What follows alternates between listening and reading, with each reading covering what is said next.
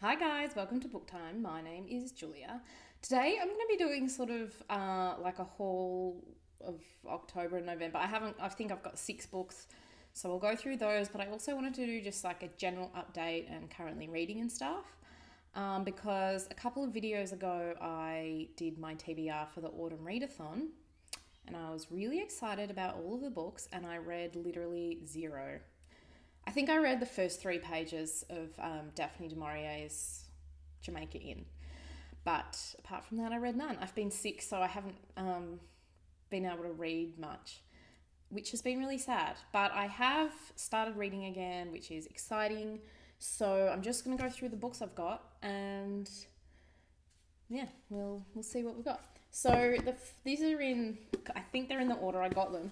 The first one is an absolutely remarkable thing by Hank Green, which just came out last month or the month before, I think. And obviously, Hank Green is well known through his own YouTube videos with YA author John Green, who I have never read. So I actually bought this as part of the Nook and Burrow online book club. So that's run by Kate, who I'm sure you follow. She has a great channel called Lily Tales, which I'll link down below.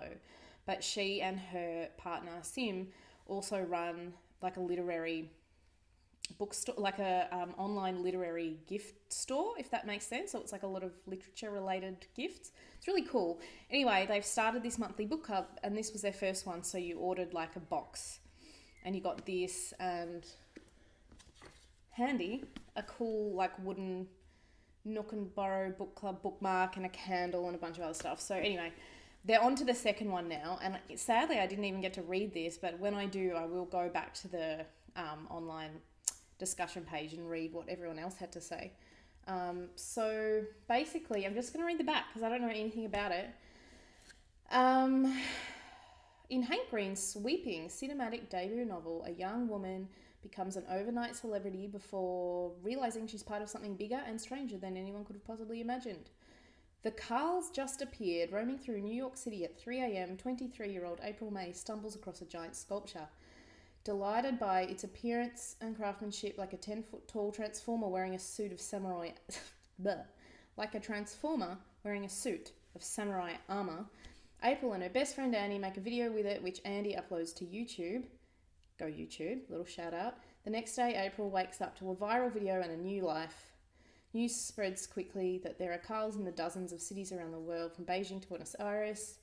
And April finds herself at the centre of an intense international media spotlight. I'm not going to read the rest, there's a few more paragraphs, but I've heard really great things. Everyone on the book club, I haven't read anything that's plot related, but the comments in the book club were that people found it really funny and couldn't put it down. So I'm excited to get to this because at the moment, I'm struggling to read anything that, not that I think this is like super easy read. I think it's like going to be great, but something that's fun and like that I want to keep reading because at the moment I'm struggling to read serious things that you have to concentrate on and like feel sad about just because my concentration hasn't been that good since I've been sick. So it'll be really fun to read something that like I want to keep turning the pages. So there's that one. The next 2 I actually got with a voucher that I got for my birthday, and the first one was Jamaica Inn by Daphne du Maurier, which, as I mentioned, I read the first few pages, which were awesome. They were super atmospheric and like set in the moors, which I love. So this was written in the mid-20th century but set earlier. So it's like historical fiction.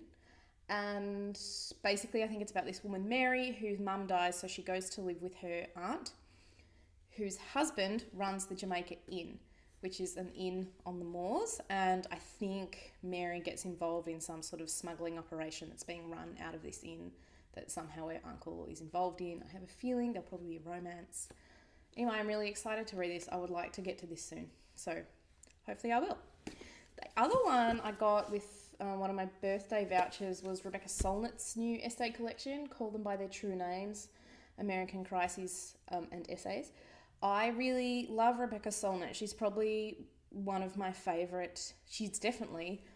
favourite non-fiction writers. She is actually usually credited with coming up with the term mansplaining. So she's a feminist, an activist, a really, really good political writer. she writes about contemporary issues in a really accessible way, but extremely informed and well researched. She is left wing, as am I, but she's really interesting because in one of my favourite books of all time, Hope in the Dark, which you should all read, she's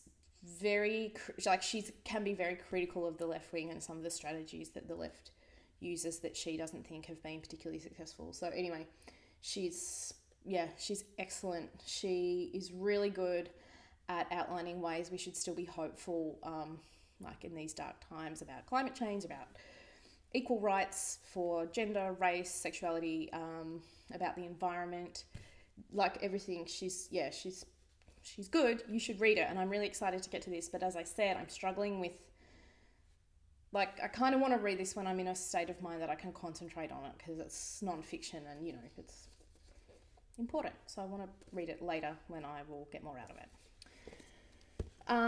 The next one, oh man, I've already read this. It was so good. 5-star read. It's Wakeston Hall by Judith Russell. Judith Russell is an Australian writer, like a kids writer.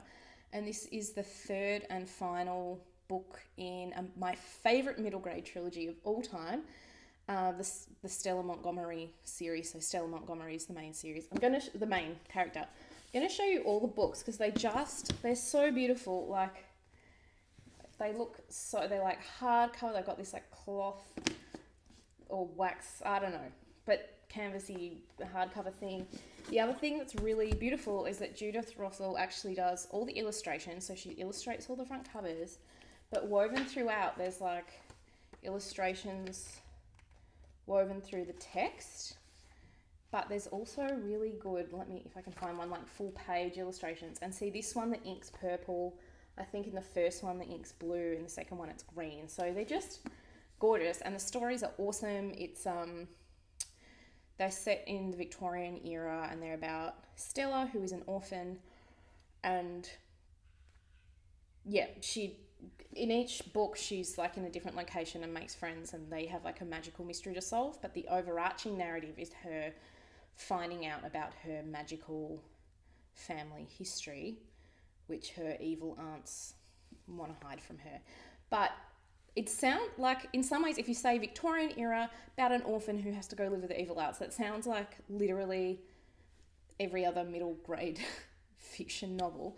But these are just so good. Like, they're so well researched. You can tell the author knows so much about the period, but it's not written in a way where the details of the period are overburdensome at all. It just creates such a rich world, and like the magic sort of stuff, the mythical stuff that happens in all of them is just really, really awesome. I love them. I've read the other two every year since they've come out, and literally have been like checking bookshelves for years. So I'm so pumped. I think I read it in one sitting. It's really good. If you like middle grade, you should get these because they're the best. And I'm really, really sad that they're finished. And I've already mentioned on Instagram to the author that she should write more. And hopefully she sees this, and I really want her to write another trilogy. So please, Judith, write more about Stella, because I'm very, very, very, very sad that it's over, even though I thought the ending was perfect. So there's those ones. So they're the 4 I got myself. I got a couple from a publisher. I got from Text Publishing, excellent Australian-based independent publisher.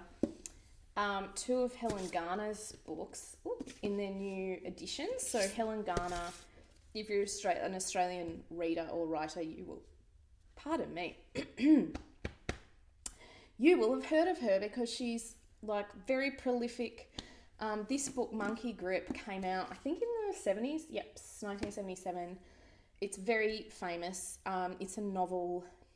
So she wrote it when she was young. It was based on her own diary entries, and it's set in Fitzroy, which is part of Melbourne's inner north, which is the area where I have lived for many years. So she does a great job of describing the area. It's awesome. But yeah, it's really good, but it's written in a really interesting way. It's sort of like diary entries, a little bit of stream of consciousness, but it's not hard to read. Like, it's not confusing or anything. It's just very immediate, so she often doesn't give context to things straight away. It's really great. It's about a woman called Nora. She's got a kid. She's got a junkie boyfriend. A bunch of other kind of boho friends in the 70s trying to work things out. And I think she does a really great job of capturing that, like, the drama of everything at that age. Yeah, it's good. I like it a lot. I'm looking forward to reading. Like, these new editions are really beautiful. There's Helen Garner lounging around on the back, as she should. Yeah, they're just really lovely. And the other one I got was The Children's Bark, which I haven't read, but would love to now that I have this beautiful copy. Another different picture of Helen Garner on the back now. So this one, let me read the blurb for you. Athena and Dexter live a happy but insular life bound by routine and the care of their young sons. When Elizabeth, an old friend from Dexter's university days, turns up with her much younger sister, Vicky, and her lover, Philip, she brings an enticing world to their doorstep, and Athena finds herself straining at the confines of her life. Helen Garner portrays characters with a clear eye for their dreams, insecurities, deep humanity in this intimate and engaging short novel, which was first published in 1984, year before I was born. So yeah, I would love to read this because I've read Monkey Grip, which is a novel, even though it's sort of like semi-based on Helen Garner's actual experiences. And she writes a lot of non-fiction too, so I've read quite a lot of her non-fiction, but I haven't read any other of her fiction books. So yeah, I'd really like to get to this one soon if I can. Say that about everything. I'm not going to get to everything soon. Right, let's get real. So what I'm currently reading, which I borrowed from a friend, is My Year of Rest and Relaxation by Atessa Moshfegh. Sorry, I didn't check how to pronounce it. I meant to check that earlier. Which has an awesome cover. Like, a lot of people have been showing this on BookTube, and it's about a woman who basically... So, funny story. My friend, two of my best friends, one of them bought this book for the other one, and the one who bought it was like, yeah, I thought it was going to be a book actually about how to rest and relax for a year. And I was like, no, man, it's a novel about drugs. And she was like, yeah, I got that after I read it, but she thought it was still really good. So I'm reading it now. It's about this woman who basically sleeps for a year on this cocktail of drugs prescribed to her by a psychiatrist. So I'm not very far in. I'm only like 15 pages in, so I can't tell you anything else about it, except that so far it's pretty rad. She seems to have quite a complicated and interesting relationship with her best friend, which I presume will be explored further in the book. Yeah. Hopefully in my next wrap up, I'll be able to let you know how it goes. That's kind of all I have to say today. Yeah. All right, guys. Bye. Chat soon.